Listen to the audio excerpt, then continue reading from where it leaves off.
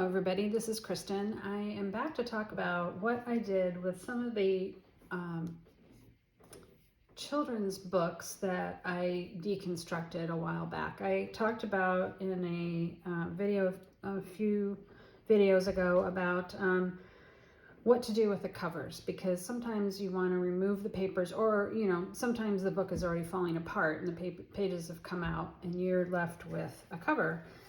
And especially if the spine is intact, I feel like I should do something with it instead of just throwing it away. So I had these three and I decided to do something with them. So I'm going to talk about that. Number one was very soon after I did that video, I got an email, or maybe it was on Facebook, but anyway, I saw that Sketchbook Revival 2023 was about to start. This is a free workshop that anybody can do. It's been going on, I think this might be the 6th year, and I started doing it several years ago. It goes on for a few weeks, where every day for those, or maybe it's 2 weeks, every day for a couple of weeks, you get an email that has 2 lessons in it. They're video lessons by various artists all around the world doing various techniques and styles and whatever, and it's just really fun. And I'll put the link to Sketchbook Revival in the description box in case you haven't heard of it, but it's a really good way to try various things. And I just remembered that I need to get something. Hold on. Okay, so I wanted to go get some of the older sketchbooks that I did in Sketchbook Revival, and I can't find the one that I was thinking of. I did find this one. This is from 2018, and Karen Abend is the one who runs Sketchbook Revival. And it always starts with a pre-class workshop where at least several times it started with making a book. And this one is this is a 1 sheet of paper style book, where you take 1 sheet. There we go. You take 1 sheet of paper and you fold it, and then you put a slice in it, and you create a book. And that was actually taught by Kyla Givehand, so I wrote that on there. Anyway, this was from 2018, and some of the lessons were doing a teacup with Danny Gregory.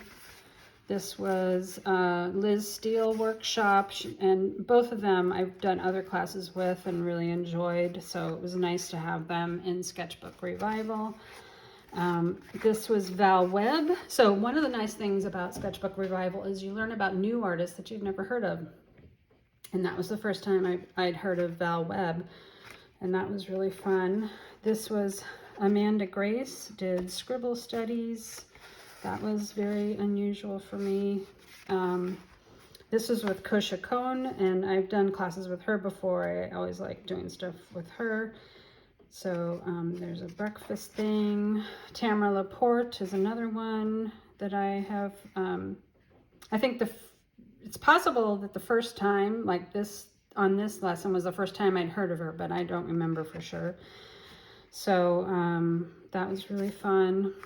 And then this was Anne Luke, and this was, it's just a fun way of thinking about art in ways that you might not have before, and learning lots of different kinds of techniques. Now, because the class is 2 presenters per day for 2 weeks or whatever, it's a lot of lessons, and each one of those is usually 45 to 60 minutes long. And so it can take a lot of time to do it. And it also, I think you get an extra 2 weeks or so after it's over with to, or maybe it's 3 or 4 weeks, but anyway, it's just a few weeks to watch and do all the lessons before it's shut down for the year. The only other way that you can keep watching the lessons is to purchase, I don't know what they call it. Maybe it's lifetime access or something like that. And I've never done that. I've only done them as the free version, which is fine. And so, but since I've been doing it for so many years, now what I do is I'll take a look at each lesson. But if something doesn't appeal to me, I don't worry about it at all. I just skip it, go on to the next one, and it's just great. So if you haven't heard of it, go check it out. I did want to show, this is another one. This is not a handmade sketchbook, obviously, but this was last year's class. This was an Estee McLeod class. Then I actually had a different journal that I was working in for that whole Sketchbook Revival. It was a small one. That's the one I can't find. I don't know what happened to it, but so I did this lesson a couple times. This was a lesson with Faith Evans Sills, watercolor warm-ups, and then these blobs. This was Terry Runyon class. I really like her art, so that was a lot of fun. So I'm just giving you an idea of some of the kinds of things in the artists that you might work with in Sketchbook Revival. So the reason I wanted to show you those previous sketchbooks was because I haven't actually done any of the lessons from this year yet, except for the very first one, which is actually a pre-workshop lesson. This is by Allie Manning, who runs the Handmade Book Club. And I just found out about the Handmade Book Club last year, I think, and I did actually join it because I wanted to learn some techniques before I started stitching up those more recent sketchbooks. And then I found out she was doing a lesson for Sketchbook Revival. Maybe that's how I found out about it. So anyway, her lesson was super cool because it was making a traveler's notebook style sketchbook from an old book. And look, I have old books. I've got old book covers coming out my ears. So this was a super cool way to use this particular one, which was my favorite out of the batch that I showed in the previous video. It's really fun. So if you want to learn how to make one of these yourself, then you can go watch Sketchbook or join Sketchbook Revival and watch that first lesson. Don't delay though, because they're only going to be up until sometime in April, and I think it might be April 20th, but I'm not positive. So definitely go check it out. So this was one of the covers that I had taken out the pages to use for other things, and I had this cover left over. The spine was in really good shape, and she does show you how to reinforce the spine. And I've been making little golden books, so I already knew almost all the techniques that she showed, but it was still really interesting, and she's a good teacher, so it's a good way to get the sense of her style of teaching and the kinds of things that she likes to do. So the spine's reinforced with Tyvek and then with fabric, and then ribbon was put over the edge of the fabric to kind of cover up the raw edge. And then she shows you how to make these folios, or inserts actually. And I made this one with watercolor paper inside of another one of those gel printed watercolor pages that I still have a bunch of them. So I've been using them up for this kind of thing. It's perfect. Then I made another one. Let's see, this one is, I think I'll leave this one in. This one is made with Canson mixed media paper. So it's a lighter weight version, but can still take wet media. This is a nice Fabriano watercolor paper, 140 pound hot press paper, which is one of my favorites for working on. And then I just made this little accordion piece the other day because I just thought it would be kind of fun to have an accordion style insert. And I mean, if you know an accordion book, it's just a piece of paper that's folded on itself to make a zigzag. That's all it is. And I just put the elastic around the center fold there, and I'm calling it an insert. So that's an easy way to make a traveler's notebook insert. Anybody could do that.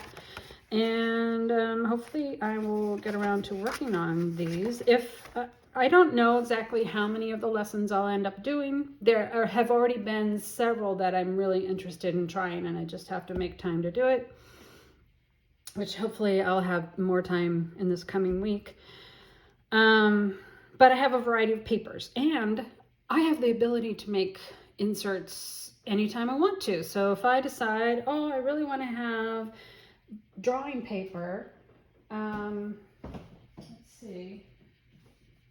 Oh, I don't have it with me right now, but there's a Strathmore drawing paper that I really love. And if I want to have some of that paper in here, I can whip one up and put it in here. So this is the beauty of a traveler's notebook, is the strings.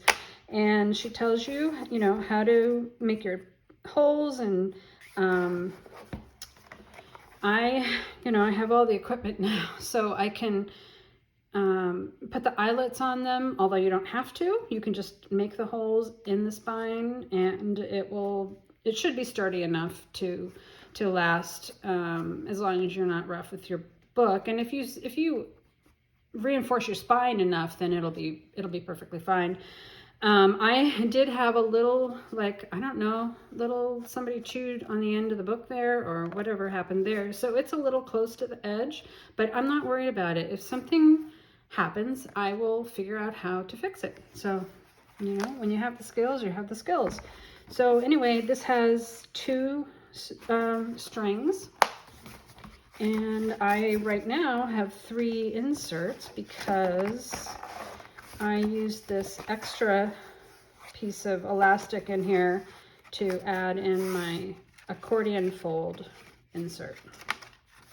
So anyway, I just wanted to show you this because it's such a fun project. Making your own books is just one of the most incredible things. I've really, really enjoyed it. And I don't know, if you're not a book lover, it's not the same feeling. But for me, to make something that you can put on the shelf, it makes me really happy. And using up things that might have otherwise gone to the landfill or, you know, the recycle bin makes me super happy. So I made this one for me. Now these 2 I made. I did not do traveler's notebook style on these. I thought I was going to, and then at the last minute I decided not to. So these are actually stitched in with a 3-hole pamphlet stitch. But these are 2 of the covers that I showed in that video that I wondered what to do with, because they're still in pretty good shape. And this one, let's see, I think, oh, that one has a variety. So this one just has that Canson mixed media paper, and I did hand torn edges because I am having pain in my right arm from cutting paper. And so I'm trying to kind of make things a little easier on myself. So this one, I had to add in the scrapbook paper because it just had plain ugly paper on the inside. So I did that on the covers. And then I reinforced the spine all the way around with the fabric. So it has tie-back on the inside, then the fabric, and this is a linen tape. And I really like how this one came out. Looks really cool. So this one I'm going to put in my shop. And then also this one, which I think this is really a cool cover with the illustrations all over it. This one did have banged up corners, so I did book corners on it. And then on the inside of this one, oh, these papers on the inside were so cool. I love this illustration, which almost makes me want to keep this book. So I didn't do anything to them. I left them as they were, even with, you know, Mrs. Bushy, room 13. Her name is on there, and somebody did some little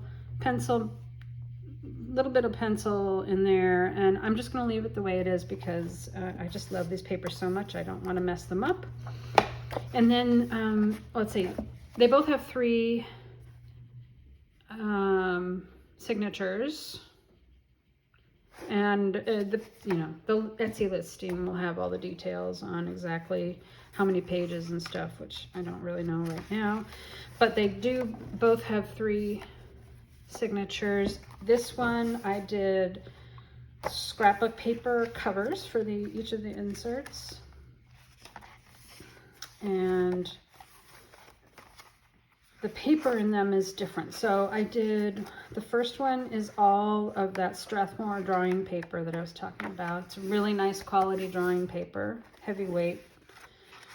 It's got a nice thickness to it. The middle signature is the Canson mixed media paper and has the hand-torn edges. Anyway, that looks really good. And then the last one has some of the my favorite Fabriano 140-pound hot press watercolor paper.